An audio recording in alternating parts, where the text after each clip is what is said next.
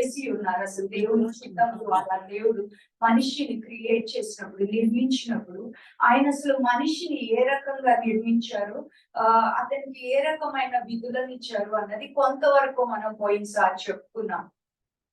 So మళ్ళీ ఒకసారి దానిలోనికి వెళ్ళి దాన్ని తెలుసుకొని దాని తర్వాత మానవుని దేవుడు సంపూర్ణంగా ఏ రీతిగా విమోచించారు అనేది మనం తెలుసుకున్నాం. హల్లెలూయా.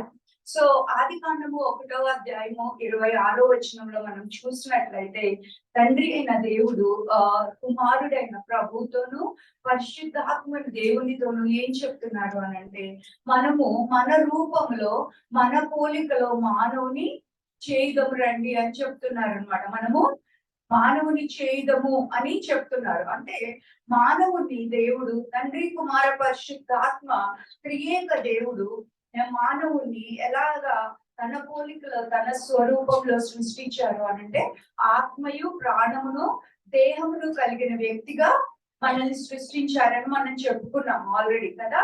అయితే దేవుడు ఈ మానవుని సృష్టించినప్పుడు ఆత్మను ఈ మానవునికి ఒక కింగ్షిప్ గా కింగ్ గా ఆయన నియమించి ఉన్నారు. అంటే అసలు ఈ ఆత్మ యొక్క విధులు ఏమై ఉన్నాయి, అలాగే ఈ ప్రాణం యొక్క విధులు ఏమై ఉన్నాయి, అలాగే ఈ శరీరం యొక్క ఈ దేహం యొక్క విధులు ఏమున్నాయి ఒకసారి చూసుకుందాం. సో ఆత్మను దేవుడు ఎందుకొరకు సృష్టించాడు అనంటే, ఆత్మను దేవుడు ఆయనను ఆరాధించుడు కొరకు సృష్టించాడు. యోహాను సువార్త 4వ అధ్యాయం 23వ వచనంలో దేవుడు ఏం చెప్తున్నారు అని అంటే, దేవుడు ఆత్మయి ఉన్నారు కాబట్టి ఆయన ఆరాధించేవారు ఆత్మతోనూ సత్యముతోనూ ఆరాధించవలను.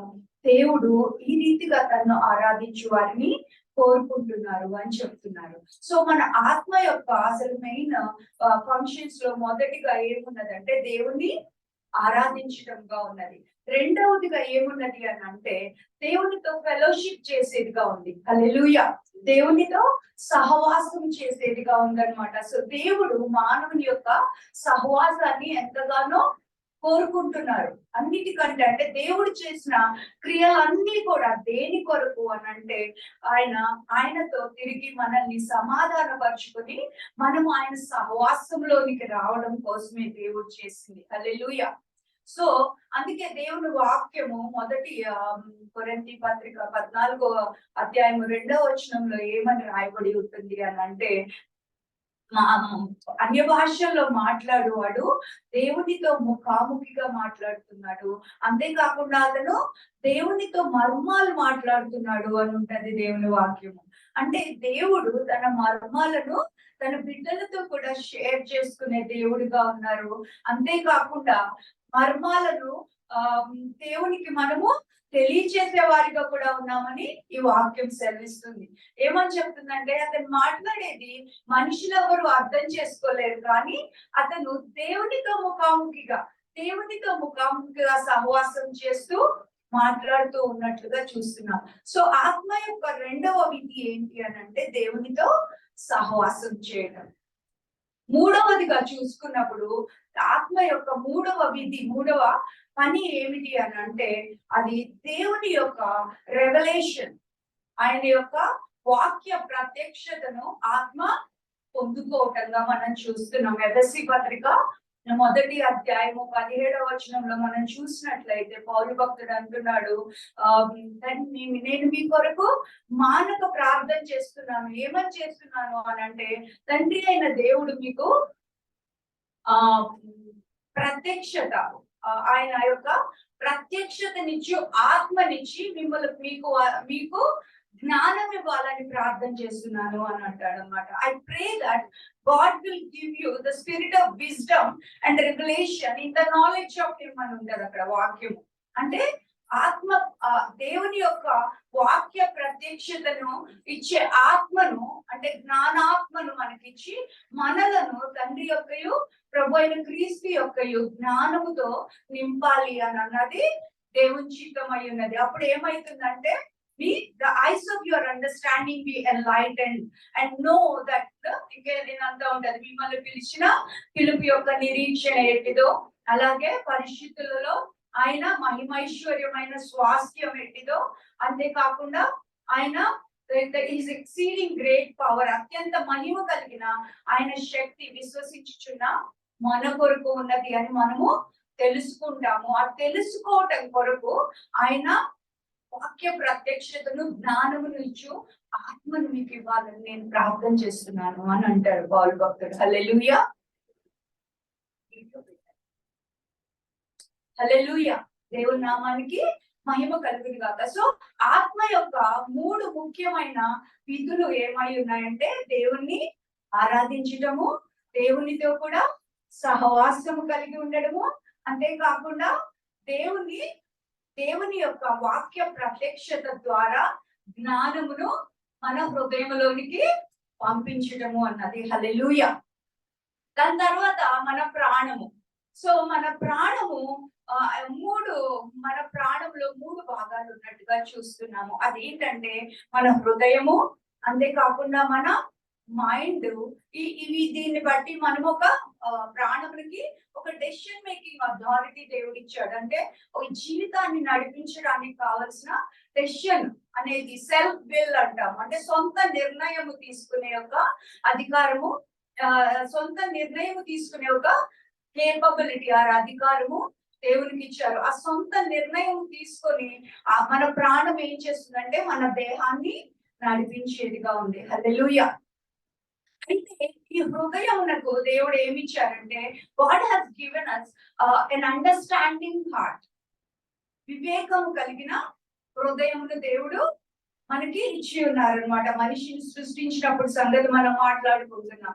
వివేకము కలిగిన హృదయముని ఇచ్చారు. అంతేకాకుండా మన మైండ్ కి ఒక తెలివి, ఇప్పుడు ఆత్మ దేవుడు వాక్య ప్రత్యక్షత ద్వారా ఆయన మనకి పంపించినప్పుడు దాన్ని వివేకంతో రిసీవ్ చేసుకునే ఒక అండర్స్టాండింగ్ హార్ట్, వివేకం గల హృదయం దేవుడు మనకి ఇచ్చి ఉన్నారు. ఆ వివేకము ద్వారా మనం ఏం పొందుకుంటున్నాము అని అంటే మన మైండ్ లో తెలివిని పొందుకుంటున్నాం. దేవుని కూర్చిన తెలివిని, ప్రభు క్రీస్తుని కూర్చిన తెలివిని, అంతేకాకుండా మనం ఏ రీతిగా ఈ లోకంలో జీవించాలి అనే ఒక తెలివిని మనము పొందుకుంటున్నాం అన్నమాట. సో వివేకము గల హృదయాన్ని కలిగి ఉండడం, అలాగే తెలివిని మన మైండ్ లో నింపుకోవడము, అలాగే మూడవదిగా ఆత్మానుసారముగా అంటే ఆత్మ ఇచ్చిన వాక్య ప్రత్యక్షతను బట్టి ఆ యొక్క నిర్ణయం తీసుకొని, అంటే ఆత్మానుసారమైన నిర్ణయం తీసుకొని ఈ దేహమును అంటే నడిపించడం అన్నమాట, మన జీవితాన్ని నడిపించడం. హల్లెలూయా. సో అండర్స్టాండింగ్ హార్ట్, తర్వాత అంటే వివేకము కలిగిన హృదయము, తెలివి కలిగిన మైండ్. సో ఆత్మ యొక్క నిర్ణయాన్ని అంటే ఆ జ్ఞానము ద్వారా, అంటే ఈ వివేకము ఈ తెలివి ద్వారా, ఆత్మలో నుండి వచ్చిన ఈ వివేకము ఈ తెలివి ద్వారా నిర్ణయం తీసుకొని ఈ దేహాన్ని ఈ జీవితాన్ని ముందుకు నడిపించే యొక్క విధిని దేవుడు మన ప్రాణమునికి ఇచ్చి ఉన్నారనమాట. హల్లెలూయా. దాని తర్వాత మన దేహం యొక్క విధులు ఏమై ఉన్నవి అని అంటే దేవుని చిత్తానుసారంగా దేవుడు మనల్ని నిర్మించినప్పుడు దేహం యొక్క విలువ ఏమైంది, దేహము ఈ ఆత్మకును ఈ ప్రాణమునకును ఒక గుడారముగా ఉన్నది. ఆత్మకును ప్రాణమునకును ఒక గుడారముగా ఉన్నది. అంతేకాకుండా ఈ దేవుని యొక్క వాక్య ప్రత్యక్షత ద్వారా ప్రాణము మన హృదయంలో, అంటే మన హృదయానికి ఇచ్చిన వివేకమును బట్టి, మన మైండ్ కి ఇచ్చిన తెలివిని బట్టి ఆ నిర్ణయము తీసుకొని మన దేహమును నడిపించే అధికారము ప్రాణమునికి ఇచ్చి ఉన్నారు కాబట్టి, సో ప్రాణము యొక్క విధి ఏంటి అని అంటే, మన దేహం యొక్క విధి ఏంటి అంటే ప్రాణం ఇచ్చిన నిర్ణయం చొప్పున ఈ లోకంలో తన అవయవాలను దానికి ఆ రీతిగా మనల్ని ముందుకు తీసుకొని వెళ్ళడం అన్నమాట. హల్లెలూయా. సో ఈ రీతిగా దేవుడు తన ఆత్మ ద్వారా దేవునితో మనం కనెక్ట్ అయ్యి ఉండి, ఆత్మ ద్వారా వాక్య ప్రత్యక్షతను మన ప్రాణంలోనికి తీసుకొని మన ప్రాణంలో ఉన్న ఆ వివేకము తెలివి ద్వారా మనము దేహమును మనము నడిపించుకోవాలి, ఈ భూమిని మనము ఏలాలి అని చెప్పేసి దేవుడు మనిషిని ఒక రాజులాగా ఈ భూమి మీద తన కుమారుడైన రాజులాగా ఈ భూమి మీద దేవుడు మనిషిని పెట్టి ఉన్నారనమాట. దాని తర్వాత ఏం జరిగింది అని అంటే దేవుడు వీరిని అవ్వాదాములను ఏదైనా వనంలో పెట్టి వారికి 2వ అధ్యాయము ఆదికాండం 2వ అధ్యాయము 16-17 వచనాలు చూసినట్లయితే అక్కడ ఏముంటదంటే దేవుడు ఈ ఫలములన్నీ తినండి, మీరు ఈ ఫలములన్నీ తినండి, కానీ ఈ మంచి చెడులు తెలివినిచ్చే వృక్షం యొక్క ఫలములు మాత్రం ఆ ఫలం మాత్రం మీరు తినొద్దు అని దేవుడు వారికి ఒక ఆజ్ఞ ఇచ్చినట్లుగా చూస్తున్నాం. అయితే మళ్ళీ ఆదికాండం 3వ అధ్యాయానికి వచ్చేసరికి అక్కడ 14వ వచనంలో మనం చూసినట్లయితే దానికంటే ముందు మనం చూసినట్లయితే అవ్వాదాములు సాతాను యొక్క శోధనలు అంటే సర్పం యొక్క శోధనలో పడిపోయి దేవుడు వద్దని చెప్పిన అంటే ఆజ్ఞను అతిక్రమించి ఆ పండుని మీరు తినినట్టుగా చూస్తున్నాం. ఈ పండుని మీరు తినినప్పుడు ఈ మానవుని నిర్మాణంలోనూ అదే విధంగా అతని విధులలోనూ చాలా నిర్మాణాత్మకమైన మార్పులు వచ్చేసాయన్నమాట. దేని ద్వారా అంటే రెబేలియన్ అనేది మనిషి ప్రాణంలోనికి వచ్చేసి ఏం చేసింది అంటే అతన్ని అవినీతిమయం చేసింది. దాంతో ఏమైపోయిందంటే ఆత్మ చనిపోయింది. ఆత్మలో మనము చనిపోయిన వారంగా అయిపోయాం, దేవునితో సంబంధం లేకుండా అయిపోయాం అన్నమాట. సో ఆత్మ చనిపోయింది. ఈ ప్రాణంలోనికి ఈ తిరుగుబాటుతనము అనేది వచ్చి ప్రాణమును ఏం చేసిందంటే కరప్ట్ చేసేసింది, అంటే అవినీతిమయము చేసేసింది అన్నమాట. దాని వల్ల ఏం జరిగింది అని అంటే మనిషిలోనికి భయం వచ్చింది, అంతేకాకుండా అపరాధ భావం వచ్చింది, అంతేకాకుండా తనను తాను ఖండించుకోవడం లేదా నిందించుకోవడం అనేది మనిషిలోనికి వచ్చేసింది అనమాట. దానివల్ల అది మనము ఆదాము అవ్వల విషయంలో కూడా చూస్తున్నాం కదా. దేవుడు వచ్చి వారిని పిలిచినప్పుడు వారు పారిపోయి పొదల చాటున దాక్కుంటారు. దేనితో అంటే భయముతోనూ అపరాధ భావంతోనూ వారిని ఖండించుకొని నిందించుకొని దేవునికి దూరంగా వెళ్ళిపోయినట్లుగా మనము చూస్తున్నాం అన్నమాట. సో ఈ ప్రాణంలో వచ్చిన ఈ మార్పుల వల్ల ఏం జరిగింది అని అంటే దాని ఎఫెక్ట్ ఏమైపోయిందంటే చాలా ఆందోళన వచ్చేసింది, భయము వలన ఆందోళన వచ్చేసింది, అలాగే కలవరం వచ్చేసింది. వీటన్నిటి యొక్క ఎఫెక్ట్ ఈ శరీరం మీద పడిపోయి ఈ శరీరం ఏమైపోయిందంటే ఈ శరీరంలో డీకే వచ్చేసింది, అంటే క్షేత వచ్చేసింది. అంతేకాకుండా ఈ ఇమ్యూనిటీ అనేది, ఆ జీవం అనేది లేక వాళ్ళకి అనేక రకమైన మానసికమైన శారీరకమైన జబ్బులకు లోనవడం అనేది వచ్చింది ఈ శరీరానికి. అంతేకాకుండా ఈ శరీరానికి ఇంకేమొచ్చిందంటే ఏజ్ అవ్వడం అనేది వచ్చింది, వయసు పెరగడం మీరడం అనేది, ఏజ్ అవ్వడం అనేది వచ్చి చివరిగా మరణించడం అనేది జరిగింది అనమాట. సో ఆదాము అవ్వలు చేసిన ఆ పాపము వలన మొత్తము మనిషి యొక్క శరీర నిర్మాణంలో నిర్మాణాత్మకమైన ఒక దేవుని చిత్తంలకు విరుద్ధమైన అనేకమైన భయంకరమైన మార్పులు వచ్చి దాని ద్వారా ఈ లోకము ఈ రోజు వరకు సఫర్ అవ్వడం మనం చూస్తూ ఉన్నాం అన్నమాట. హల్లెలూయా. సో ఇదంతా మీకు ఎందుకు చెప్తున్నాను అని అంటే అసలు మనం ఏమై ఉన్నామో మనం ఎరిగి ఉన్నప్పుడు మనం ఏ రీతిగా జీవించాలి, దేవుడు మనల్ని అసలు ఏ రీతిగా సృష్టించారు, మనల్ని ఈ పాపము వల్ల మనం ఏ రీతిగా మారిపోయాము, అయితే ప్రభు అయిన క్రీస్తు మనల్ని తిరిగి ఏ రీతిగా దేవునికి రెస్టోర్ చేశారు, అసలు మనకు వచ్చే ప్రాబ్లమ్స్ అన్ని దేని వల్ల వస్తున్నాయి, అలాగే ఆ ప్రాబ్లమ్స్ కి మనకి సొల్యూషన్ ఏంటి, దేవుని చిత్తం మన జీవితంలో ఏ రీతిగా నెరవేరాలి, అదే విధంగా దేవుడు మనల్ని ఎందుకు నిర్మించి ఉన్నారో, దేని నిమిత్తము ఆయన మనల్ని లోకంలో పెట్టి ఉన్నారో ఆ రకంగా మనం జీవించాలి అని అంటే మనకి మన గురించిన జ్ఞానము, దేవుని గురించిన జ్ఞానము, సాతాను గురించిన జ్ఞానం కూడా కావాలి కదా. హల్లెలూయా. అయితే మనిషి ఇలా పడిపోయి దేవునికి దూరం అయిపోయిన తర్వాత మనిషి ఏమైపోయాడు అని అంటే దేవుణ్ణి లాంగ్ చేయటం, అంటే దేవుని కొరకు ఎందుకంటే అతను సృష్టించిన రీతి ఎలా ఉందంటే ఈ దేవునితో ద్వారా అతను జస్టిఫై చేసుకోవాల్సిన అవసరం ఉండింది అనమాట. అప్పుడే అతనికి పీస్ ఉండింది. సో వాళ్ళ కార్యాలను అంటే పడిపోయిన ఈ మనిషి కార్యాలను జస్టిఫై చేసుకోవడానికి మనిషి ఏం చేశాడంటే తన ఓన్ ఇమాజినేషన్ ద్వారా రకరకాలైన ఆకారాల్లో దేవుళ్ళని లేకపోతే వస్తువులతో దేవుళ్ళని చేసుకొని వాటిని పూజిస్తూ తన క్రియలను జస్టిఫై చేసుకోవడం మొదలు పెట్టాడు అనమాట. అందుకే ఈ వీటి దగ్గరికి అందరూ వెళ్తా ఉంటారు, హంతకులు వెళ్తా ఉంటారు, అలాగే దొంగలు వెళ్తా ఉంటారు, అవినీతి పరులు వెళ్తా ఉంటారు, అందరూ వెళ్ళి పూజిస్తా ఉంటారు. దాని ద్వారా వాళ్ళు వాళ్ళు ఏం చేసుకుంటున్నారంటే జస్టిఫై చేసుకోవడానికి ట్రై చేస్తున్నారు అనమాట. లేకపోతే వాళ్ళ ప్రాణంలో ఒక రకమైన అలజడి, ఆందోళన, కలవరము, భయము ఇవన్నీ కూడా ఖండించుకోవడము, ఇవన్నీ కూడా తట్టుకోలేక వాళ్ళకి మనిషి ఇన్ హిజ్ ఓన్ ఇమాజినేషన్, తన సొంత ఇమాజినేషన్ లో, ఊహలో ఈ రకమైన కార్యక్రమాలు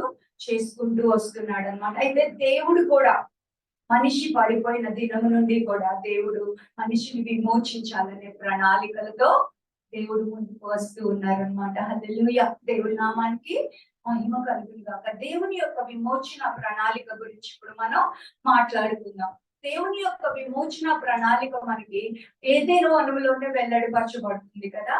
3వ అధ్యాయము మనము 14వ వచనం, ఆదికాండం 3:14 వచనం మనం చూసినప్పుడు అక్కడ ఏం చూస్తున్నాము అని అంటే దేవుని యొక్క విమోచన ప్రణాళికను మనం చూస్తూ ఉన్నాం అన్నమాట. హల్లెలూయా. ఏమంటున్నారు అని అంటే దేవుడు సర్పంతో మాట్లాడుతూ, ఇదిగో నీకు ఈ స్త్రీకి నీకు విరోధం పెడుతున్నాను, అలాగే ఆమె సీడ్ కి, తర్వాత నీ సీడ్ కి విరోధం పెడుతున్నాను అని దేవుడు చెప్తున్నారు. నిజానికి ఉమెన్ కి సీడ్ ఉండదు, మెన్ కి ఉంటది సీడ్. కానీ ఇక్కడ దేవుని యొక్క విమోచన ప్రణాళిక అంటే వర్జిన్ మేరీ ద్వారా తన కుమారుని లోకానికి పంపించే ప్రణాళిక వెల్లడవుతుంది అనమాట. హల్లెలూయా. సో ఇది అతడు నీవు అతని మడమ మీద కొడతావు, అతడు నీ తలను చితగొడతాడు అని దేవుడు ఇక్కడ తన విమోచన ప్రణాళికని విడుదల చేశారు. దాని తర్వాత దేవుడు అబ్రహామును పిలుచుకున్నారు. ఇలా తరతరములు కూడా వస్తూ ఉండినాయి. అబ్రహామును పిలుచుకున్నారు దేవుడు. దేవుడు పిలిచినప్పుడు విధేయత చూపి ఆయన వచ్చినట్టుగా చూస్తున్నాం. కానీ ఎఫ్ఎస్సి పత్రిక 8వ అధ్యాయం 2వ అధ్యాయం 8వ వచనంలో చూసినట్లయితే విశ్వాసం అనేది దేవుడిచ్చు బహుమానము అని ఉంటది. సో అబ్రహాం యొక్క విశ్వాసం కూడా personally I believe that is the gift of God. So ఆ విశ్వాసం ద్వారా అబ్రహాము దేవుని పిలుపుని అందుకొని ఆయన తన సొంత ప్రజలను, దేశమును విడిచిపెట్టి ప్రయాణమై కానాను దేశానికి ప్రయాణమై రావడం చూస్తున్నాం అన్నమాట. సో ఆ విధేయతకు దేవుడు ఏం చేశాడు అంటే అబ్రహాంకి వాగ్దానాలు చేశాడు. దేవుడు గొప్ప వాగ్దానాలు చేసి అబ్రహాంని ఆయన సహవాసంలో, ఆయన ఫెలోషిప్ లో దేవుడు అతన్ని నిలబెట్టుకున్నారనమాట. సో దేవుడు అబ్రహాముతో ఒక స్నేహితుడి లాగా సహవాసం చేసినట్టుగా మనం దేవుని వాక్యంలో చూస్తున్నాం. అంటే అబ్రహాము మొదటి నుండి నీతిమంతుడుగా ఉన్నాడా అంటే అట్లా ఏం లేదు. అబ్రహాము అబద్ధాలు చెప్పాడు. అబ్రహాము నీకు సారా ద్వారా కుమారుని ఇస్తానంటే హాగర్ ద్వారా కుమారుని కన్నాడు. సో మామూలు మనిషిలాగా అబ్రహాము తప్పులు చేస్తూ ఉన్నప్పటికీ కూడా దేవుడు అబ్రహాము తన కృపతో కప్పి ఆయన ప్రణాళికను అబ్రహాము ద్వారా ఈ లోకానికి ఆయన విమోచన ప్రణాళికను విడుదల చేయడం జరిగింది అన్నమాట. వాగ్దాన పుత్రుని ద్వారా, వాగ్దానాల ద్వారా. హల్లెలూయా. సో దేవుడు అబ్రహాంకి ఇచ్చిన వాగ్దానాలు చాలా ఉన్నతమైనవిగా ఉన్నవి. ఇదిగో నిన్నొక గొప్ప దేశముగా చేస్తాను, నీ నామమును గొప్ప చేస్తాను, నిన్ను ఆశీర్వదిస్తాను, నిన్ను ఆశీర్వదించిన వారిని నేను ఆశీర్వదిస్తాను, నిన్ను శపించిన వారిని నేను శపిస్తాను, ఈ లోకంలో ఉన్న అనేకమైన జనములకు నిన్ను తండ్రిగా చేస్తాను అని దేవుడు ఆయనకి వాగ్దానం చేశారు. ఆ వాగ్దానం చేసినప్పుడు ఏం చేశారు అని అంటే నీకును నీ సంతానానికి ఇస్తాను అని దేవుడు వాగ్దానం చేయడం జరిగింది అన్నమాట. సో ఇంగ్లీష్ లో అయితే ఏముంటదంటే to you and your seed అని ఉంటది. సో పౌలు భక్తుడు గలతీ పత్రికలో మళ్ళీ దాన్ని చక్కగా వివరిస్తారు. ఏమని వివరిస్తారు అని అంటే సీడ్స్ అని లేదు, అంటే విత్తనం లేదా బీజము అని లేదు, బీజములు అని లేదు, బీజము అని ఉంది. ఆ బీజము ప్రభు అయిన క్రీస్తు. సో ప్రభు అయిన క్రీస్తు ద్వారా అబ్రహాంకి ఇచ్చిన వాగ్దానాల్ని దేవుడు నెరవేర్చారు అని పౌలు భక్తుడు మనకి గలతీ పత్రిక 3వ అధ్యాయంలో 15-16 వచనాల్లో మనకి వివరిస్తారు అన్నమాట. తర్వాత చూసుకుందాం అవన్నీ కూడా. అయితే ఇప్పుడు ఈ వాగ్దానాల ద్వారా దేవుడు ఏం చేశారు అని అంటే ఈ మానవాళికి అంతటికి గొప్ప విమోచన ప్రణాళికను ఆయన సిద్ధపరిచారు. హల్లెలూయా. సో 2వ పేతురు 1వ అధ్యాయము 3-4 వచనాలు ఒకసారి చదువుతున్నాం.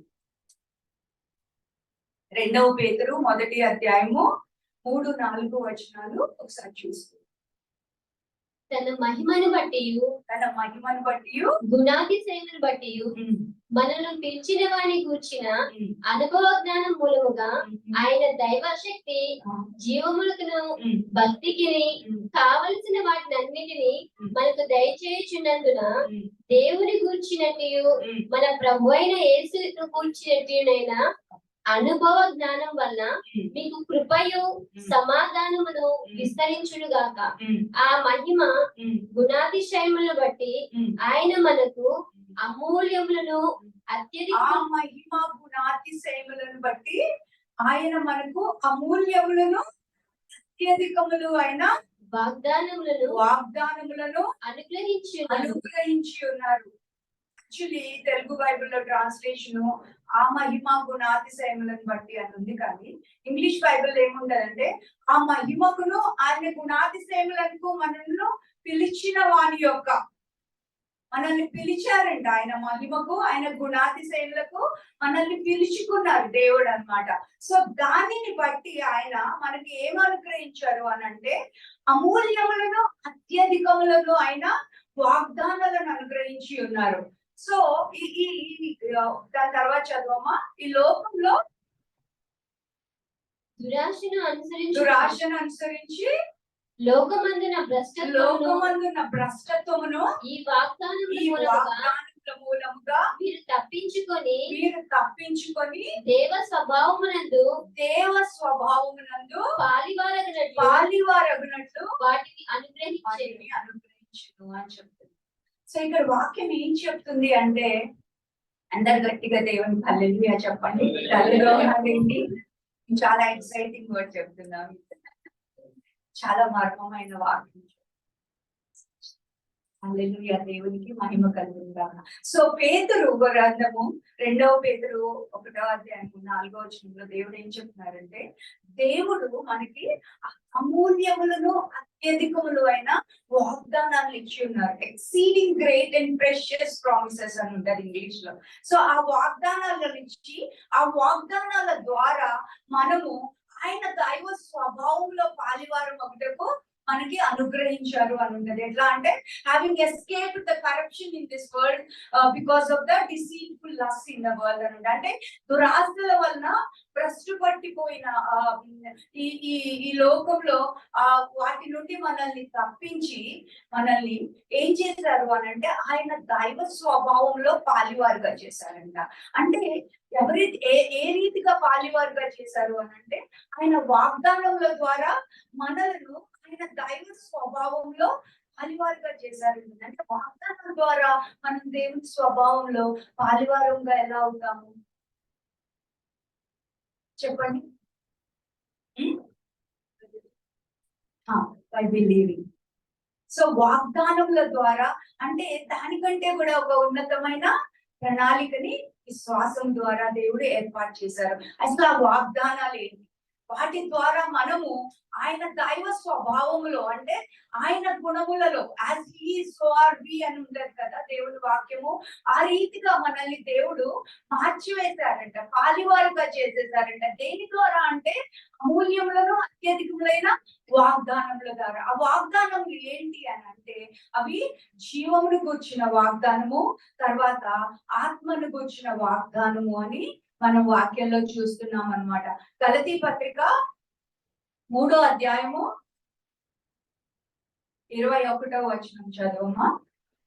ధర్మశాస్త్రము దేవుని వాగ్దానములకు విరోధమైనదా? అట్లనరాదు. దాని ముందు వాక్యం చదువు, 20 కూడా చదువు. మధ్యవర్తి ఒకరికి మధ్యవర్తి కాదులే, 21 చదువు.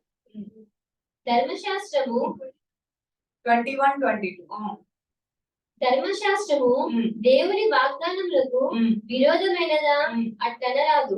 జీవింపచేయు శక్తి గల ధర్మశాస్త్రము ఇయ్యబడి ఉండేలా జీవింప చేయగల శక్తి ధర్మశాస్త్రములకు ఇవ్వబడి ఉన్నాయడలా వాస్తవముగా నీతి ధర్మశాస్త్రము వల్లే కలుగులు గాని కలిగి ఉండేది. కానీ వాక్యం ఏం చెప్తుంది అని అంటే అందరూ పాపము చేసి అని చెప్తుంది. చదువమ్మా. యేసుక్రీస్తునందలి విశ్వాస మూలము కలిగిన వాగ్దానము విశ్వసించు వారికి అనుగ్రహింపబడినట్లు లేఖనము అందరినీ పాపములో బంధించెను. ఈ ధర్మశాస్త్రం ఏం చేస్తుందండి? అందరినీ పాపంలో బంధించింది. అలాగని ధర్మశాస్త్రం చెడ్డదా? కాదు. కానీ మనిషి తన శరీరం ద్వారా, తన పాప శరీరం ద్వారా బలహీనుడై ఉన్నాడు. సో ఇక్కడ వాక్యం ఏం చెప్తుందంటే ధర్మశాస్త్రం ద్వారా జీవము రాలేదు, నీతి రాలేదు, కాబట్టి జీవము కూడా రాలేదు. అయితే జీవం ఏ రీతిగా వచ్చిందంటే యేసుక్రీస్తు ప్రభువు నందు విశ్వాసం ఉంచడం ద్వారా జీవం వచ్చింది. జీవమును గురించిన వాగ్దానము 22 ఒకసారి చదువమ్మా. యేసుక్రీస్తునందలి విశ్వాసములో కలిగిన వాగ్దానము విశ్వసించు వారికి అనుగ్రహింపబడినట్లు లేఖనము అందరినీ పాపములో బంధించెను. యేసుక్రీస్తు ప్రభువునందలి విశ్వాసము వాగ్దానం అంటే జీవము వాగ్దానం అని ఉంటుంది కదా. The promise of life. యేసుక్రీస్తు ప్రభువునందలి విశ్వాసము ద్వారా జీవమును కూర్చిన వాగ్దానము అందరికీ కలుగునట్లుగా, అంటే అన్యజనులకు కూడా అందరికీ కలుగునట్లుగా ధర్మశాస్త్రం అందరినీ పాపంలో బంధించును అని ఉంటది. అంటే ధర్మశాస్త్రం వల్ల జీవం, నీతి రాలేదు, జీవం రాలేదు. కానీ యేసుక్రీస్తు ప్రభునందు విశ్వాసం ఉంచడం ద్వారా మనము జీవంను కూర్చిన వాగ్దానం పొందుకున్నాము అని ఇక్కడ వాక్యం సెలవిస్తుంది అన్నమాట.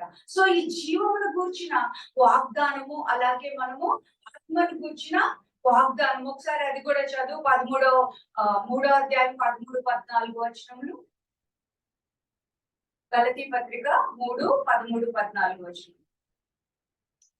ఆత్మను గూర్చిన వాగ్దానము విశ్వాసం వల్ల మనకు లభించినట్లు, విశ్వాసము వల్ల మనకు లభించినట్లు అబ్రహాము పొందిన ఆశీర్వచనము క్రీస్తు ద్వారా అన్యజనులకు కలుగుటకై క్రీస్తు మన కోసము శాపమై మనలను ధర్మశాస్త్రం యొక్క శాపము నుండి విమోచించెను. అది విశ్వాసమును, అదే విశ్వాసము ద్వారా ఆత్మను కూర్చిన వాగ్దానము అన్యజనులకు కలుగుటకై. 2 వాగ్దానాలను మనం ఇక్కడ చూస్తున్నాం అన్నమాట. దేవుని యొక్క అత్యధికము అమూల్యము అయిన వాగ్దానాలు ఏంటి అంటే జీవమును కూర్చిన వాగ్దానము, అంతేకాకుండా ఆత్మను కూర్చిన వాగ్దానము. ఆత్మను కూర్చిన వాగ్దానం అన్యజనులకు కలుగుటకై యేసుక్రీస్తు ప్రభు శాపమై ఆయన శిలువ మీద వేలాడి మనల్ని ధర్మశాస్త్రం నుండి, యొక్క శాపం నుండి విడిపించారు అని చూస్తున్నాం. హల్లెలూయా. సో ఈ 2 వాగ్దానాల ద్వారా దేవుడు మనల్ని ఆయన దైవ స్వరూపంలోకి, ఆయన దైవ స్వభావంలోనికి పాలివారిగా చేసినట్టుగా వాక్యం ఇక్కడ చెప్తుంది అన్నమాట. అయితే ఏ రీతిగా ఇది ఎట్లా ఇంప్లిమెంట్ చేయబడింది, ఏ రీతిగా ఇది ఇంప్లిమెంట్ చేయబడింది మన జీవితంలో, మనం ఏ రీతిగా దీన్ని పొందుకొని ఉన్నాము, ఈ వాగ్దానాల ద్వారా దైవ స్వరూపంలో మనకి పాలివారము ఏ రీతిగా అయ్యాము అనేది ఒకసారి చూద్దాం ఇప్పుడు. సో తీతుకు పత్రిక 3వ అధ్యాయము 5వ వచనం ఒకసారి చదువమ్మా.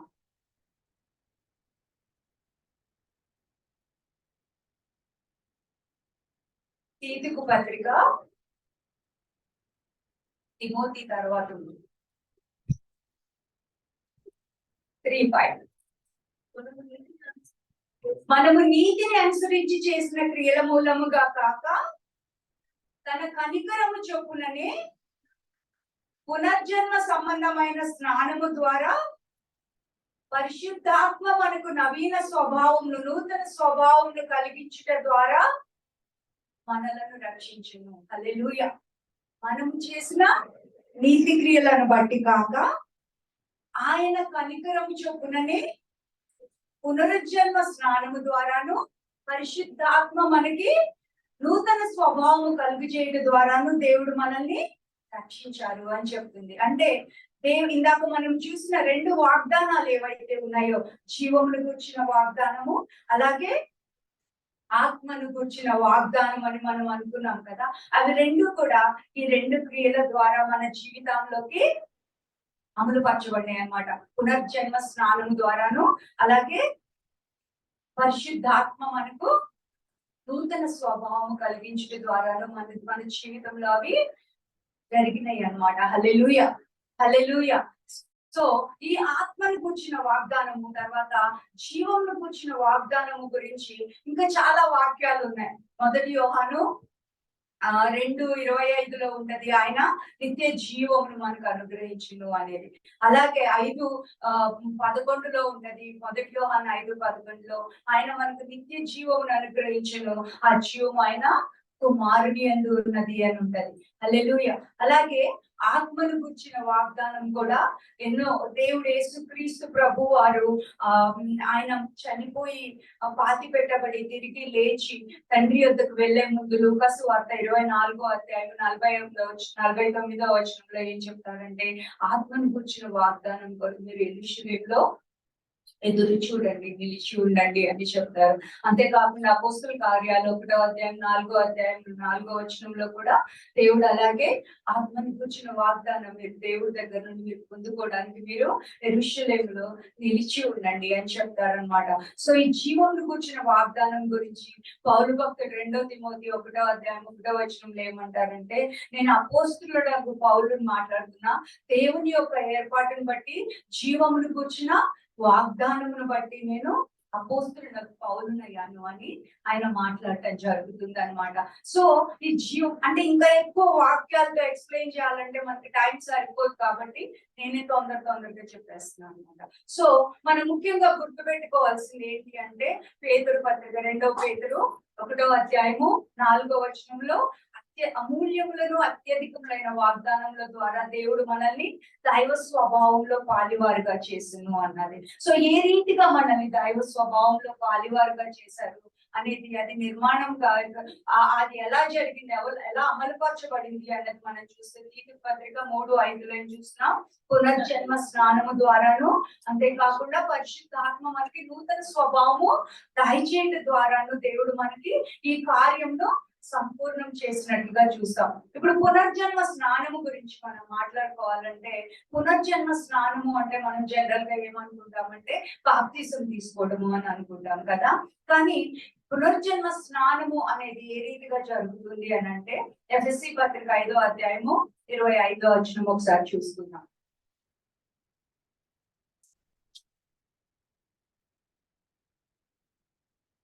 పురుషులారా మీ భార్యలను ప్రేమించుడి, అటువలే క్రీస్తు కూడా సంఘమును ప్రేమించి అది కళంకమైనను మృదైనను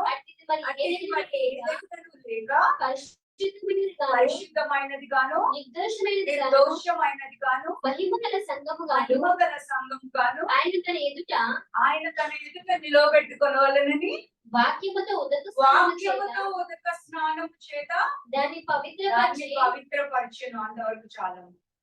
సో వాక్యముతో ఉదక స్నానము, Jesus has cleansed us with the water of the word of God అని ఉంటది అనమాట. అంటే వాక్యముతో ఉదక స్నానం, పునర్జన్మ స్నానము అంటే ఏంటంటే వాక్యముతో ఉదక స్నానం చేయించడము అని అర్థం అన్నమాట. అలాగే మనము యోహాను సువార్త 3వ అధ్యాయంలో మనము నికోదిమస్ అనే ఒక గొప్ప పరిసేయుడు ప్రభు వద్దకు వచ్చి మాట్లాడడం మనం చూస్తున్నాం. పరలోక రాజ్యంలో మేము ప్రవేశించాలంటే ఏం చేయాలి అని అడిగినప్పుడు ప్రభు చెప్తున్నారు, నువ్వు తిరిగి జన్మిస్తేనే కానీ పరలోక రాజ్యంలో ప్రవేశించలేరు అని అంటారు. అంతేకాకుండా ఇంకొక మాట ఏమంటారంటే, నువ్వు నీటి ద్వారాను ఆత్మ ద్వారాను జన్మించాలి అని అంటారు అనమాట. హల్లెలూయా. ఆయన అంటారు, నేను ముసలివాడిని అయ్యాను కదా, ఇప్పుడు మళ్ళీ తల్లి గర్భంలోకి వెళ్ళి ఎలా జీవిస్తాను అని జన్మిస్తాను అని ఆయన అడిగినప్పుడు ప్రభు ఏం చెప్తారు అని అంటే, శరీరం ద్వారా జన్మించింది శరీరం అవుతుంది, ఆత్మ ద్వారా జన్మించింది ఆత్మ అయి ఉన్నది అని చెప్తారనమాట. అయితే ఇక్కడ నీటి ద్వారాను ఆత్మ ద్వారాను జన్మించాలి అని ప్రభు చెప్తున్నారు అనమాట. బాప్తిజం అనేది ఏంటంటే ఇట్ ఈస్ ఆ physical act of accepting God. మనం దేవుణ్ణి అంగీకరించుతున్నాము, ఒప్పుకుంటున్నాము, దేవుని యొక్క విశ్వాసము ఉంచి దేవుడు ప్రభు యేసుక్రీస్తు ప్రభుని ఒప్పుకుంటున్నాము అని మనము నీటి ద్వారా బాప్తిజం తీసుకుంటాము. That is a physical act of our rebirth అనుకోండి. కానీ బాప్తిజం తీసుకున్న వాళ్ళందరూ కూడా రీబర్త్ అవుతారని చెప్పడానికి లేదనమాట. సో పునర్జన్మ అనేది ఎలా జరుగుతుందంటే అది ఒక ఆత్మీయమైన క్రియలాగా జరుగుతుంది. సో పునర్జన్మ అని అంటే పేతురు భక్తుడు అంటాడు, 1 పేతురు 1వ అధ్యాయం 23వ వచనంలో ఏమంటాడు? ఒకసారి చదవమా.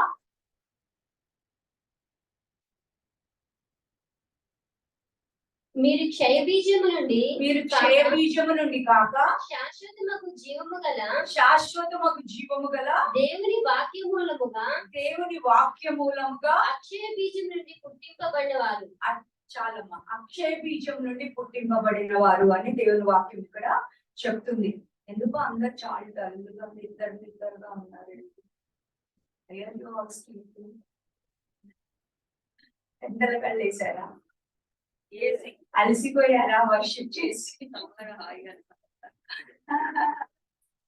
చాలా ఇంపార్టెంట్ వాక్యం చెప్తున్నాను, అలర్ట్ గా ఉంటే బాగుంటది. హల్లెలూయా. చాలా చాలా ఇంపార్టెంట్ వాక్యం, జీవితాలను విమోచించే వాక్యం అన్నమాట. చాలా ఇంపార్టెంట్ వాక్యం. సో ఇక్కడ పేతురు భక్తుడు ఏమంటున్నాడు అని అంటే, పేతురు గారు మీరు దేవుని వాక్య మూలంగా శాశ్వతమైన జీవము గల దేవుని వాక్య మూలంగా అక్షయ బీజంలోకి జన్మించారు అని అంటున్నారు అన్నమాట. అంటే మనము జన్మించాము అని చెప్తున్నారు. అంటే ఈ పునర్జన్మ అనేది ఎలా జరిగింది అని అంటే, ఈ శాశ్వతమైన జీవము గల దేవుని వాక్యము అనే అక్షయ బీజము అంటే ఆ దేవుని వాక్యం మన దగ్గరకు వచ్చినప్పుడు ఆ వాక్యాన్ని అంటే ఆ గాస్పెల్ ఆఫ్ సాల్వేషన్ అంటారు కదా, రక్షణ స్వార్థ మన దగ్గరకు వచ్చినప్పుడు మనం ఏం చేసామంటే దాన్ని మనం అంగీకరించి మన హృదయంలోనికి తీసుకొని దాని యందు విశ్వాసం ఉంచినప్పుడు ఏం జరుగుతుంది అని అంటే పరిశుద్ధాత్మ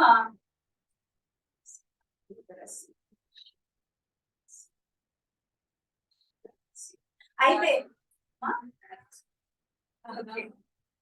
సో సాతానుడు బాగా ట్రై చేస్తున్నారు కదా, but we are more than conquerors in all things through Christ. అన్ని విషయంలో మనము అత్యధిక విజయం కలిగి ఉన్నాము. ఆమేన్, ఆమేన్.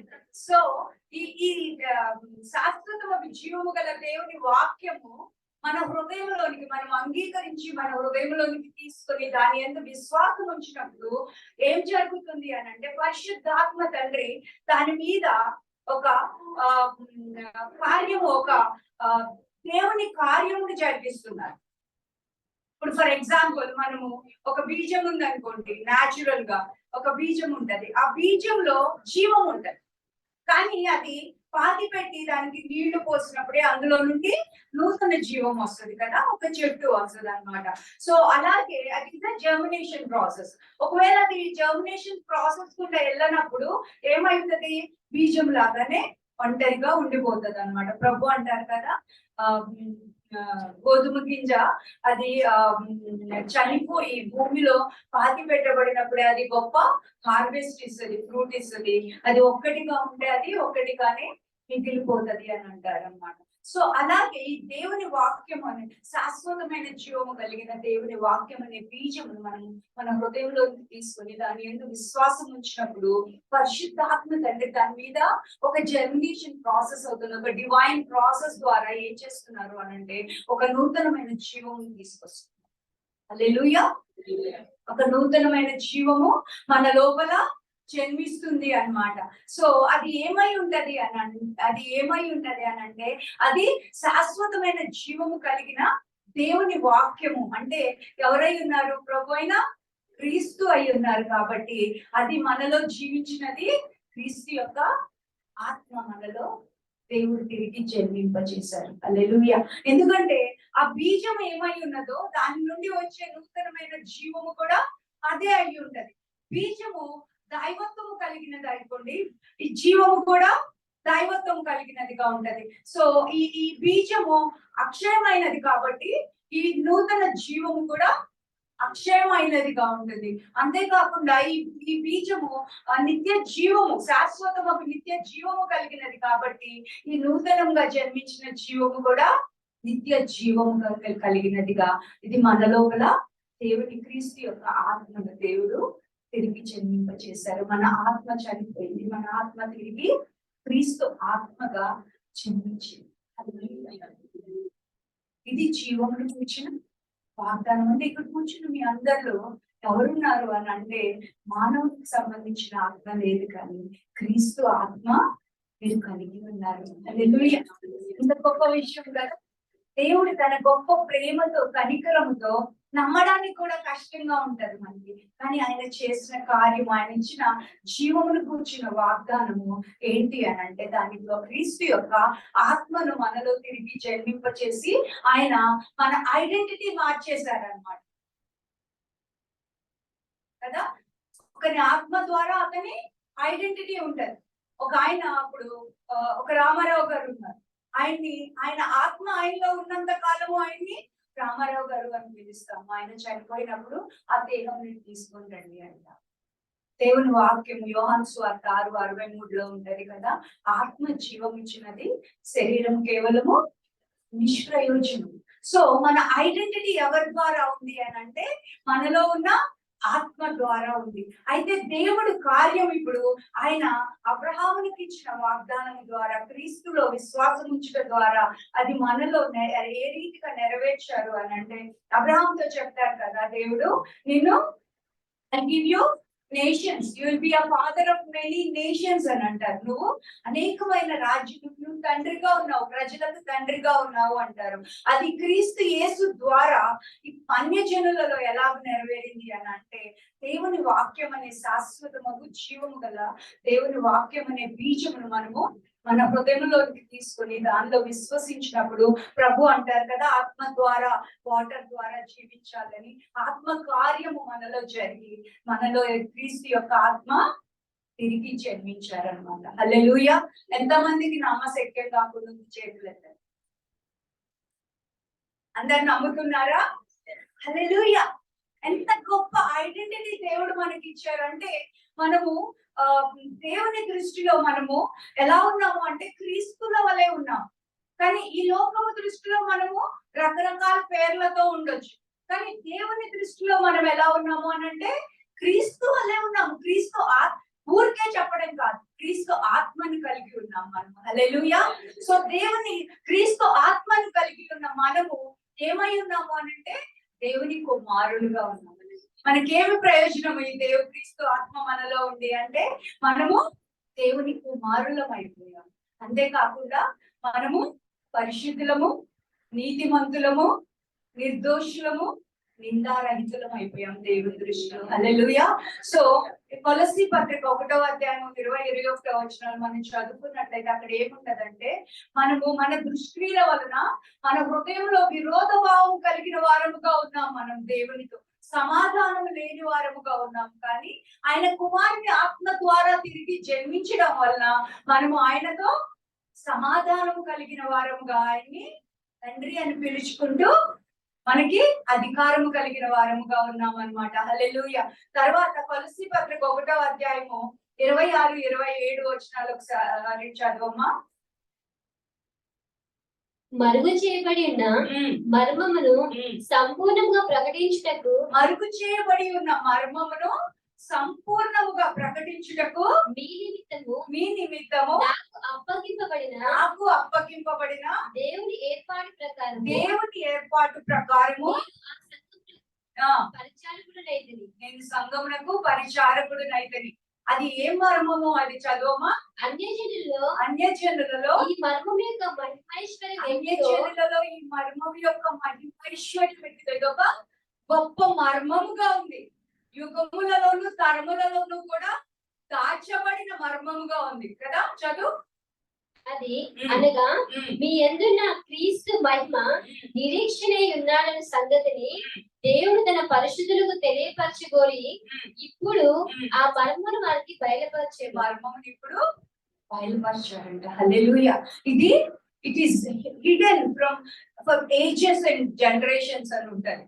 యుగములలోను తరములలోను కూడా మరుగుపరచబడిన ఈ మర్మము ఏంటి అంటే అన్యజనులలో మీలో ఉన్న క్రీస్తు మహిమ నిరీక్షణ అయి ఉన్నారు. ఎవరున్నారు మీలో?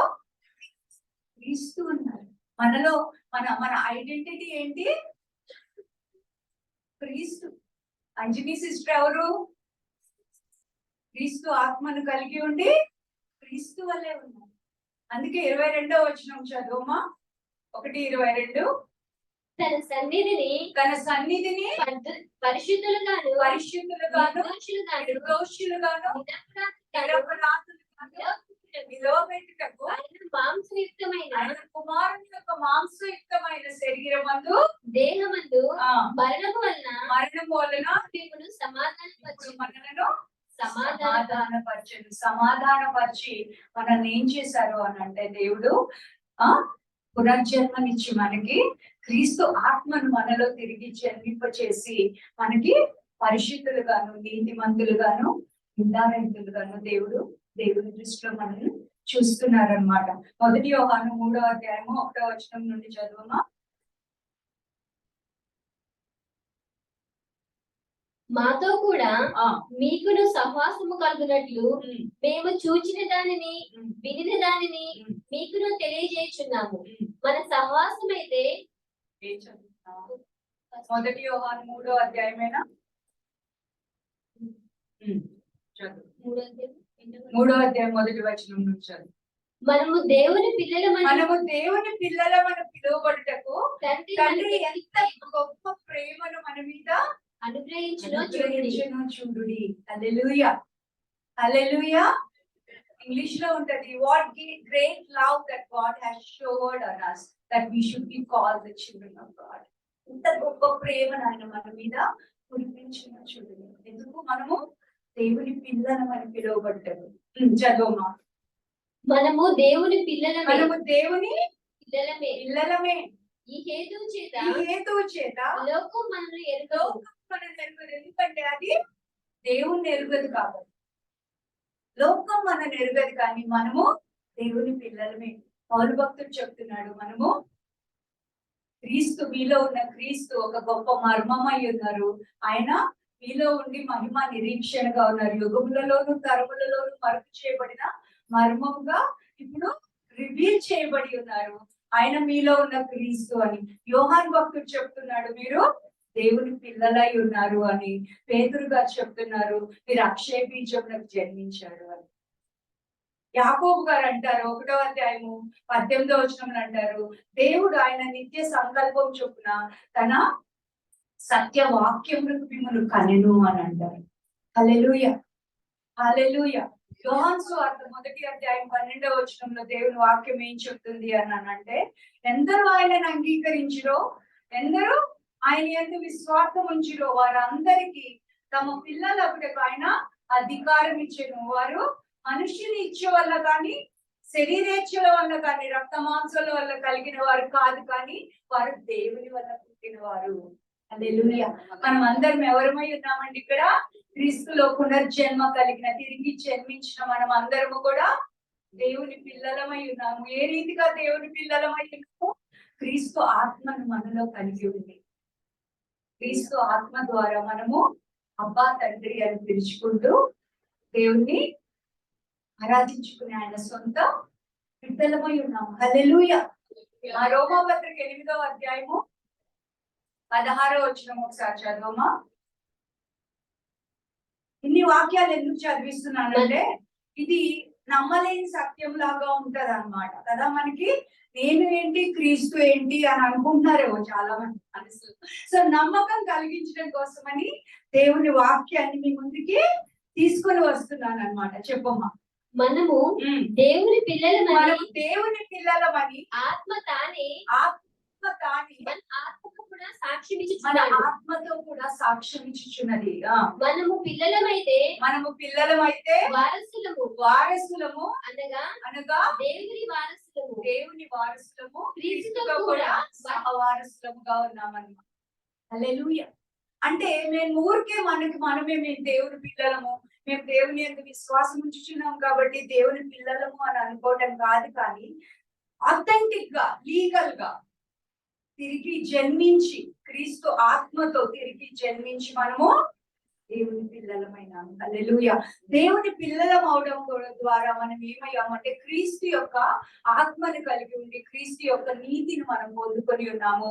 అలాగే పరిశుద్ధులుగాను, నిర్దోషులుగాను, నిరపరాధులుగాను ఉన్నాము. ఆయన స్వాస్థ్యమునకు వారసులుగా ఉన్నాము. హల్లెలూయా, హల్లెలూయా.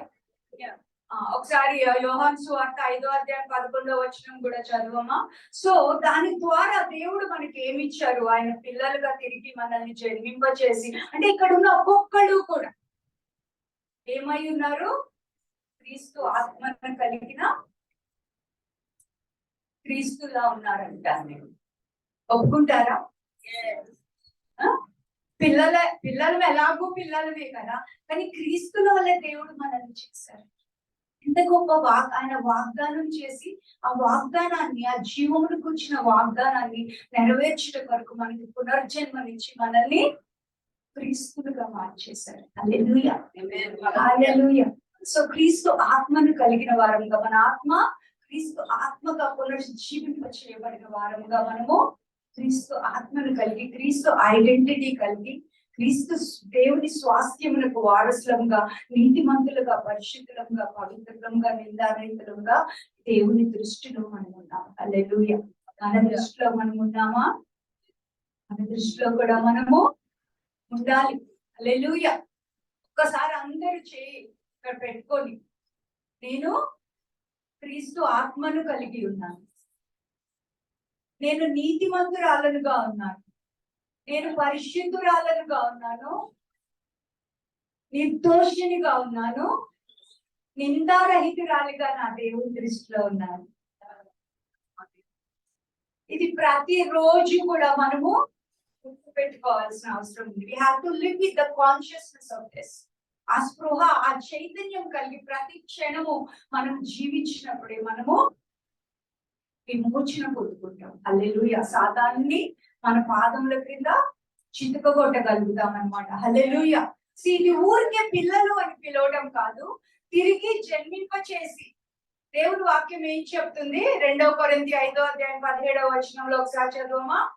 You are a new creation. మీరు నూతన సృష్టి అయి ఉన్నారు, పాతవన్నీ గతించిపోయేను, ఇదిగో సమస్తము నూతనమైన. హల్లెలూయా. సో మన జీవితాలను దేవుడు నూతన పరిచి ఉన్నారు. ఒక నూతనమైన ఐడెంటిటీ మనకి ఇచ్చి, ఏం ఐడెంటిటీ అండి? Not less than Christ. We have Christ identity. పరిశుద్ధుడు, నీతిమంతుడు ఆయన క్రీస్తు యొక్క ఐడెంటిటీ మనము కలిగి ఉన్నాం అన్నమాట. హల్లెలూయా. సో ఇది జీవములకు వచ్చిన వాగ్దానాన్ని దేవుడు ఈ రీతిగా మనలో నెరవేర్చినట్టుగా మనం చూస్తూ ఉన్నాం. ఇంకా రెండవది ఏంటంటే, తీతుకు పత్రిక 3:5లో మనం చదువుకున్నట్లు పరిశుద్ధాత్మను కూర్చిన వాగ్దానాన్ని అక్కడ చూస్తున్నాం. పరిశుద్ధాత్మ మనకి నూతన స్వభావమును కలుగు చేయడం ద్వారా ఆయన మనలను రక్షించిన. ఒకటేంటి? పునర్జన్మ స్నానము ద్వారా ఆయన మనను రక్షించని. ఇది మనము యాక్సెప్ట్ చేసి ఎల్లప్పుడూ ఆ కాన్షియస్నెస్ లో మనం బ్రతికినప్పుడే మనము రక్షించబడతామని దేవుని వాక్యం చెప్తుంది. పునర్జన్మ స్నానము ద్వారా తన కనికరం చొప్పున ఆయన మనల్ని రక్షించను. ఆ రక్షణ మనం పొందుకోవాలి అని అంటే ఈ వాక్యమును మనము అంగీకరించి, విశ్వసించి, అందులో ప్రతి క్షణము జీవించాలి. హల్లెలూయా. ఎల్లప్పుడూ ఆ కాన్షియస్నెస్ లో మనము జీవించాలి. ఇప్పుడు ఆత్మను కూర్చిన వాగ్దానం ఎలాగంటే, పరిశుద్ధాత్మ మనకి నూతన స్వభావము కలుగు చేయడం ద్వారా మనల్ని రక్షించారనమాట. ఇప్పుడు దేవుడు మనకి అంటే ముందుగా మనం తెలుసుకున్నాం కదా, మనల్ని దేవుడు ఆత్మ, ప్రాణము, దేహములతో మనల్ని నిర్మించారు అని. సో ఈ ఆత్మను మనకి దేవుడు పునర్జన్మ ద్వారా మనల్ని క్రీస్తు ఆత్మనిచ్చి మన ఆత్మని మనలో జీవింప చేశారు. హల్లెలూయా. ఇప్పుడు మన ప్రాణమును ఏ రీతిగా దేవుడు రక్షించారు అన్నది చూద్దాం. మన ప్రాణము, మన దేహము కూడా రక్షించబడవలసి ఉన్నవి కదా. సో మన ప్రాణమును దేవుడు ఏ రీతిగా రక్షించారు అంటే పరిశుద్ధాత్మ ఎవరు? మనం ఆల్రెడీ ఒక ఫుల్ మెసేజ్ చెప్పుకున్నాం దాని మీద. పరిశుద్ధాత్మ ఎవరు? చెప్పండి ఎవరైనా. మర్చిపోయారు. మళ్ళీ చెప్తాను ఆ మెసేజ్ అంతా ఇప్పుడు. పరిశుద్ధాత్మ ఎవరు?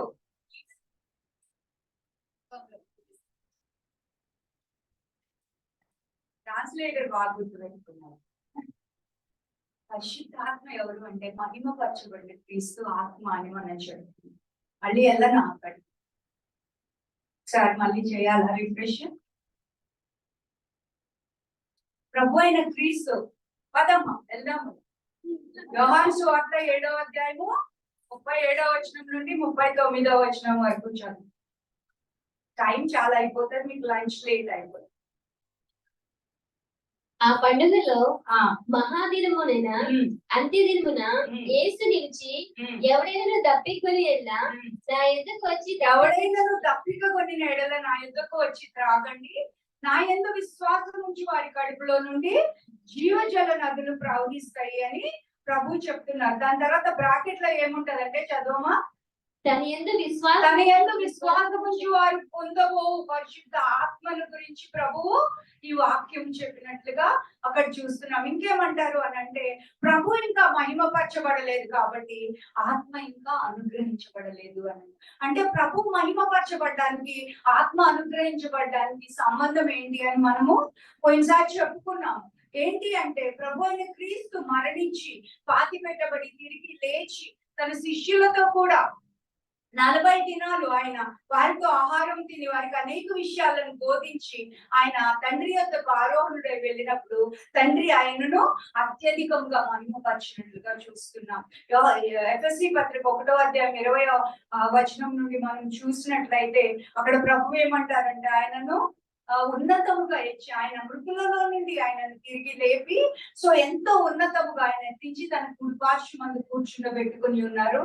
ఎవరికంటే అంటే ప్రతి శక్తి కంటేనో ఆధిపత్యం కంటేనో ప్రభుత్వం కంటేనో అధికారం కంటేనో చాలా పైగా ఆయనను కూర్చుండబెట్టుకొని ఆయన నామమును ఈ యుగంలోనే కాక రాబో యుగంలో కూడా అన్ని నామముల కంటే పైనామంగా హెచ్చించి సమస్తమును ఆయన పాదముల క్రింద పెట్టి సంఘమునకు అన్ని విషయములలో ఆయనను శిరస్సుగాను సంఘమును ఆయనకు దేహముగాను చేసినప్పుడు తండ్రి ఆయనని ఈ రీతిగా మహిమపరిచారు అక్కడ చెప్పబడి ఉంది. అంతేకాకుండా ఫిలిప్పులో కూడా ఫిలిప్పు పత్రిక 2వ అధ్యాయం 10వ వచనంలో కూడా ఒకసారి చదువమ్మా. నువ్వు మొదలు పెట్టి నేను చెప్తా. తండ్రి ఆయనను ఏ రీతిగా మహిమపరిచారో చెప్పబడి ఉంది. ఎవరన్నా చదవండి, తొందరగా తీయగలిగినారు. ఫిలిప్పు 2:10వ వచనం.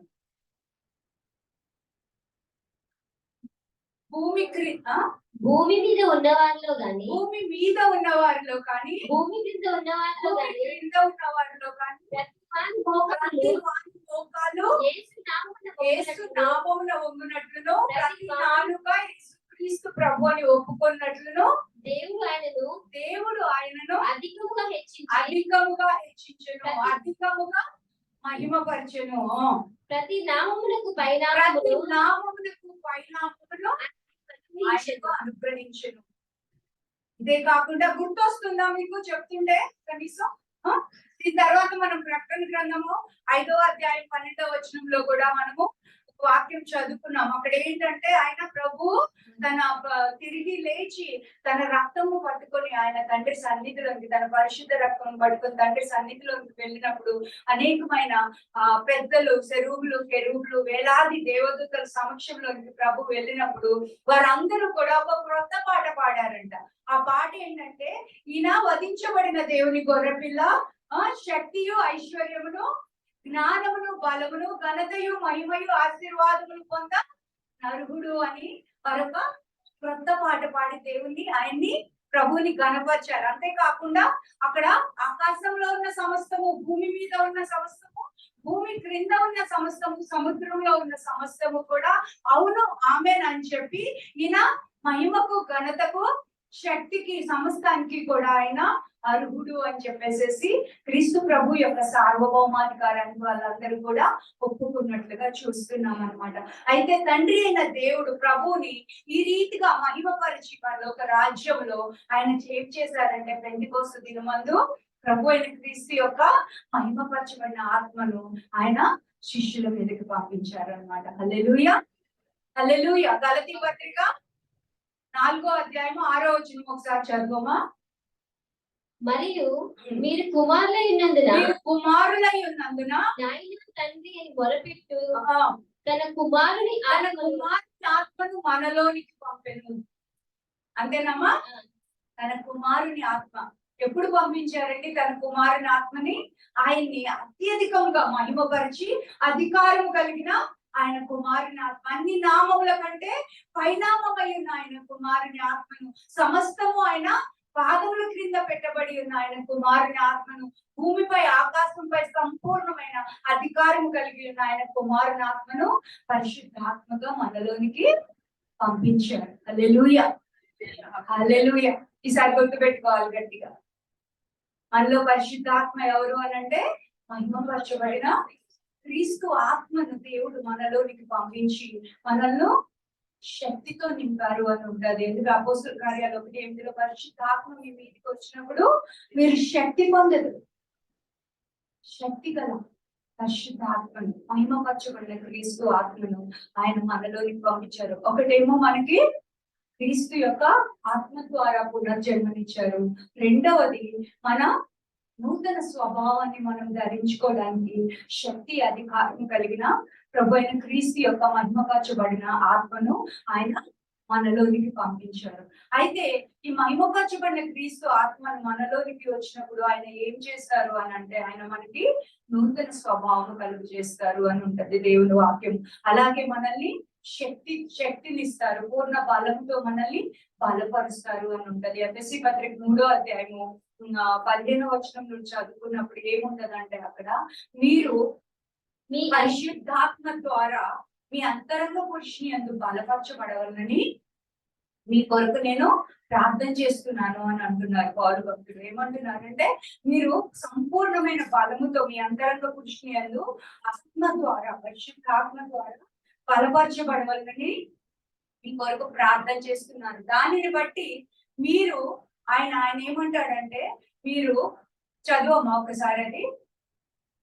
ఆయనలో వేరుపారపరచబడి ఆయన ప్రేమలో వేరుపారపరచబడి విస్తరించి ఆయన ప్రేమ యొక్క లోతెంతో, ఎత్తెంతో, పొడవెంతో, వెడల్పెంతో తెలుసుకోవాలని, అంతేకాకుండా సకల జ్ఞానమునకు మించిన క్రీస్తు యొక్క ప్రేమను మీరు అర్థం చేసుకోవాలి. క్రీస్తు యొక్క ప్రేమను గురించిన జ్ఞానముతో నింపబడినప్పుడు మీరు దేవుని యొక్క సంపూర్ణతతో నింపబడతారు అంటారు వాక్యం. మనం దేవుని యొక్క సంపూర్ణతతో నింపబడాలి అని అంటే మనం ఏం చేయాలి? మొదటిగా అంటే పరిశుద్ధాత్మ ద్వారా మన అంతరంగ పురుషుని యందు బలపరచబడాలి. అలాగే ఆయన ప్రేమలో వేరుపారపరచబడి విస్తరించాలి. దాన్ని బట్టి ఆయన ప్రేమను గురించిన జ్ఞానం పొందుకోవాలి. అప్పుడు మనము ఆయన సంపూర్ణతలో నింపబడతాము అని ఉంటది దేవుని వాక్యం అక్కడ.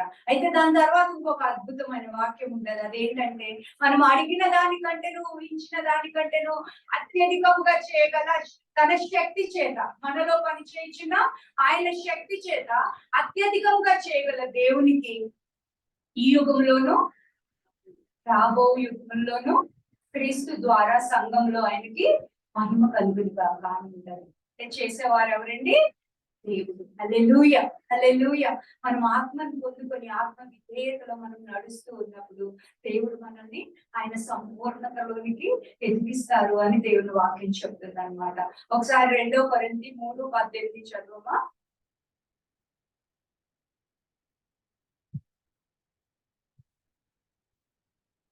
మనమందరమును ముసుగులేని ముఖముతో ప్రభు యొక్క మహిమను అద్దము వలె ప్రతిఫలింప చేయించు మహిమ నుండి అధిక మహిమను పొందుచు ప్రభువుకు ఆత్మ చేత ఆ కోరికగానే మార్చబడుచున్నాము.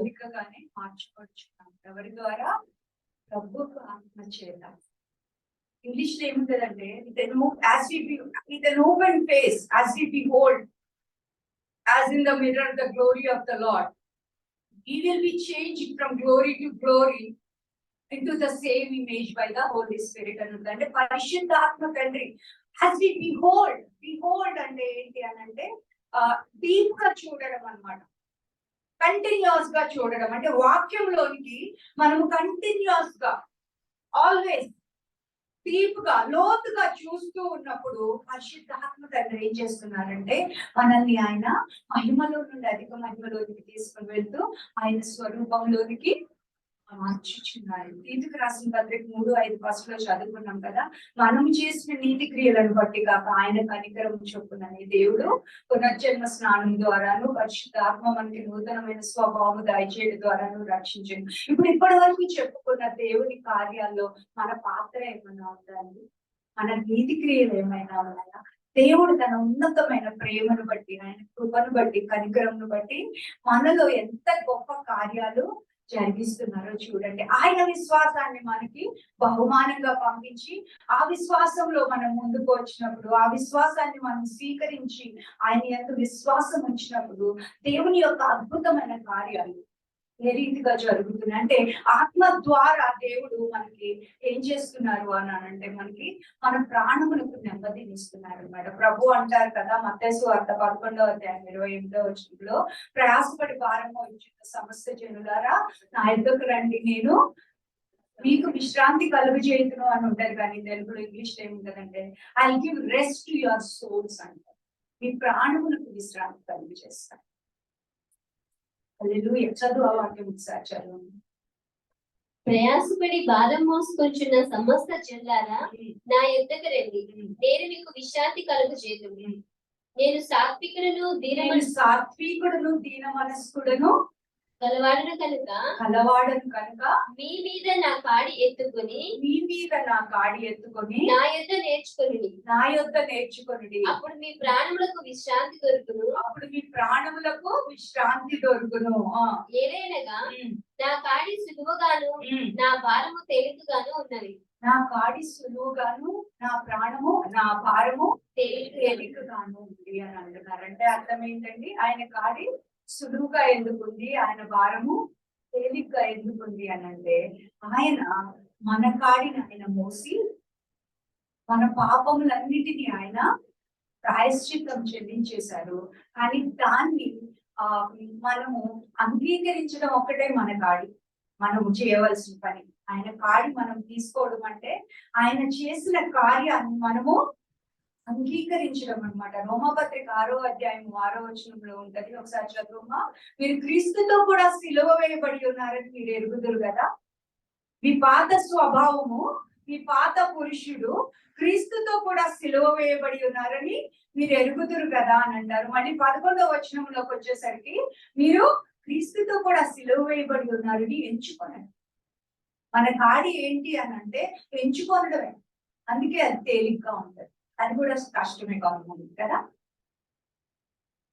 ఎంచుకొని చదువు 11వ అధ్యాయం చదువు 11వ వచనము. అటువలే మీరును పాపం విషయమై మృతులుగాను దేవుని విషయము క్రీస్తునందు సజీవులుగాను మీరే ఎంచుకోనండి. మీ పాత పురుషుడు సిలువ వేయబడి ఉన్నారు. పాపం విషయమై మీరు చనిపోయి ఉన్నారు. దేవుని విషయమై క్రీస్తు ద్వారా మీరు జీవిస్తున్నారు. కాబట్టి మీరు ఆయన కాడి మనకి ఎంచుకోనండి అంటున్నారు. ఎంచుకోవడమే మన కాడి. నా కాడిని ఎత్తుకొని నా భారం తేలిగ్గా ఉంటది, నా కాడి సులువుగా ఉంటది అని. హల్లెలూయా. తేలిగ్గా ఉంటది అని అంటే ఒకటి చెప్పాలనుకుంటున్నాను. యోహాను పత్రిక 3వ అధ్యాయంలో ప్రభు నికోదేమోస్తో మాట్లాడేటప్పుడు ఒక మాట అంటారు. గాలి తనకి ఇష్టం వచ్చిన చోటున వేస్తుంది, అది ఎక్కడ మొదలవుతుందో ఎటు వెళ్ళుతుందో ఎవరికి తెలియనట్టే ఆత్మ ద్వారా పుట్టిన వారు కూడా అలాగా ఉంటారు. అంటే మనం గాలి దాకా తేలిగ్గా ఒక చోటు నుండి ఒక చోటికి ఉంటాం అన్నమాట. ఆత్మ ద్వారా పుట్టిన వారు అంటే ఆత్మలో మనం ఐక్యపరచబడినప్పుడు నీతి క్రియల విషయంలో కానీ, లేకపోతే మన జీవితం దేవుని నామ మహిమార్థంగా జీవించడం విషయంలో కానీ, తండ్రి చిత్తమును మన జీవితంలో నెరవేర్చడం విషయంలో కానీ, ఏ విషయంలోనైనా కూడా మనము ఏ రీతిగా మనము మన జీవితం సాగుతుంది అంటే గాలిలాగా ఇక్కడి నుండి అక్కడికి వెళ్ళడం సాధ్యమేనా? సాధ్యమే కదా.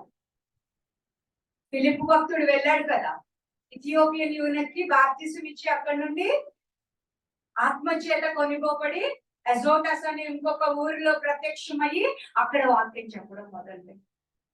దేవుడు మన కొరకు దాచించిన నేను చాలా గొప్పదండి. ఆయన మన కొరకు చేసిన కార్యాలు చాలా గొప్పవి. ఆయన వాగ్దానముల ద్వారా అబ్రహాములకు వాగ్దానం చేసి దాన్ని క్రీస్తు ద్వారా మన జీవితంలోకి తీసుకొని వచ్చి ఆయన ఆత్మ ద్వారా ఆయన నూతన జన్మను మనకిచ్చి నిత్య జీవమును మనకిచ్చి, అంతేకాకుండా ఆత్మ ద్వారా మనల్ని ఆయన స్వరూపంలోనికి మార్చుకుంటున్నారు అని దేవుని వాక్యం చెప్తుంది. హల్లెలూయా. సో ఆ రీతిగా అంటే మన ప్రాణము పాపంలో ఉన్నప్పుడు ఎంత భయంకరమైన శ్రమలో ఉంది. అందుకే ప్రభు అన్నారు, ప్రయాసపడి భారం మోయించిన సమస్తమైన వారులారా మీ ప్రాణానికి నెమ్మది కావాలి, విశ్రాంతి కావాలి, నేను ఆ విశ్రాంతిని ఇస్తాను, నా యొద్దకు రండి అని అంటున్నారు అనమాట. హెబ్రీ పత్రిక 4వ అధ్యాయంలో 9వ వచనంలో ఏముంటదంటే, దేవుని ప్రజల కొరకు ఒక విశ్రాంతి నిలిచి ఉన్నది. ఆ విశ్రాంతిలో 11వ వచనం ఉంటది, ఆ విశ్రాంతిలో ప్రవేశించడానికి మనము ప్రయాసపడుతున్నాము.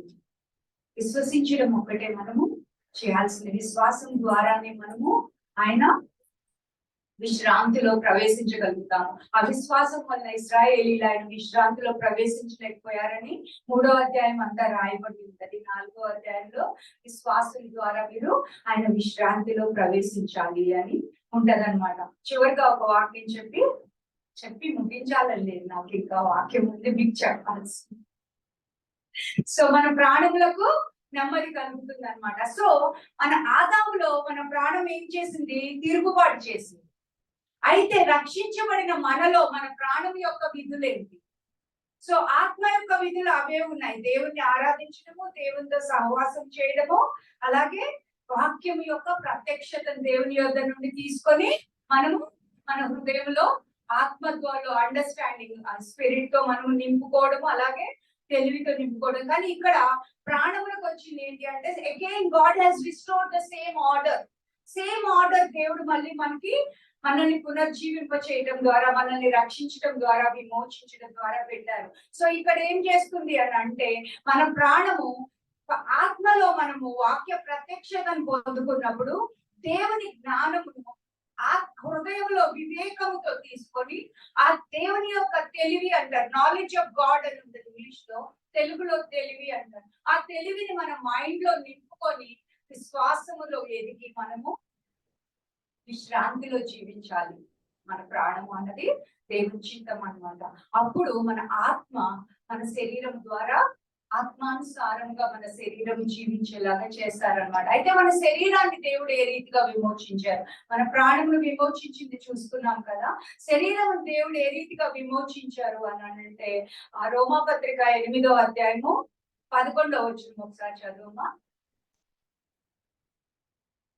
మృతులలో నుండి లేపిన వాని యొక్క ఆత్మ మీలో నివసించిన ఎడల క్రీస్తుని మృతులలో నుండి లేపిన వాడు మృతమైన మీ శరీరంలో కూడా జీవం ఇస్తారు అని. అంటే పరిశుద్ధాత్మ ద్వారా మన దేహంలో కూడా జీవం వచ్చి విమోచన కలిగిందని ఇక్కడ చూస్తూ ఉన్నాం అన్నమాట. తర్వాత మన ప్రాణదేహ ఆత్మలను దేవుడు ఈ రీతిగా విమోచించి ఆయన కుమారులుగా చేసుకొని దేవుని రాజ్యాన్ని మన ద్వారా ఈ లోకంలో విస్తరింప చేయాలనుకుంటున్నాను. హల్లెలూయా. చిన్న ప్రార్థన చేసుకుంది. కృపాసత్య సంపూర్ణుడు అయిన నా తండ్రి, మీకే వందనములు, స్తుతులు, స్తోత్రములు చెల్లించుకుంటున్నాం నా దేవా. ఇంతవరకు మీరు మాట్లాడిన వాక్యం మా హృదయములలో ప్రభా నూరంతలుగా ఫలింప చేయమని ప్రార్థిస్తున్నాము. ఆత్మలో నూరంతలుగా ఫలింప చేయమని ప్రార్థిస్తున్నాము నా తండ్రి.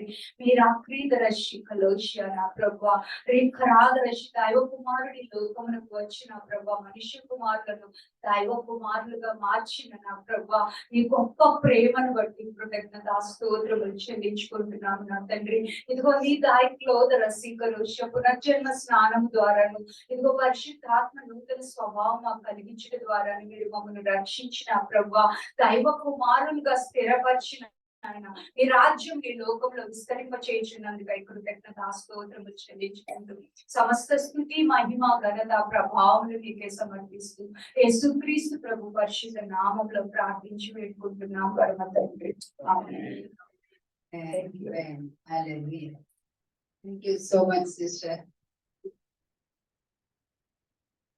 మరి దేవుని యొక్క